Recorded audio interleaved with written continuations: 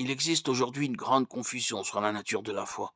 Certains pensent que la foi consiste à croire ce que vous savez ne pas être vrai.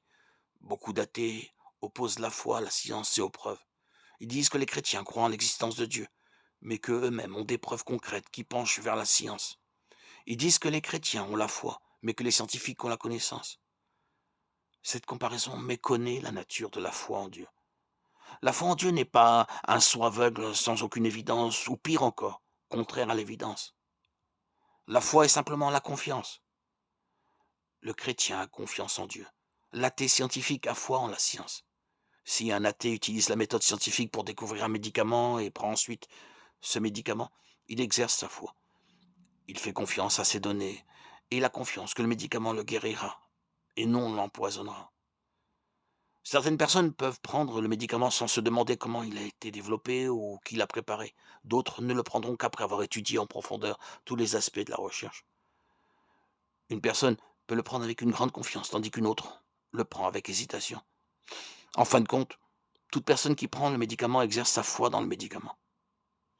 Ce n'est pas la force de la foi qui détermine si le médicament sera efficace, mais l'efficacité du médicament.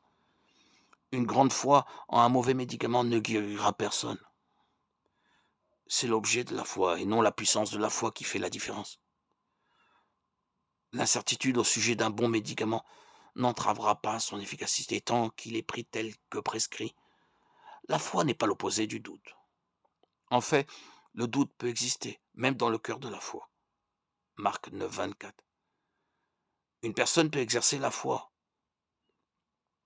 tout en étant incertaine de la chose ou de la personne envers laquelle elle s'est engagée. Quelqu'un a un jour défini le doute comme la foi qui cherche à comprendre. La foi, c'est s'engager, mettre sa confiance dans la croyance à laquelle nous adhérons.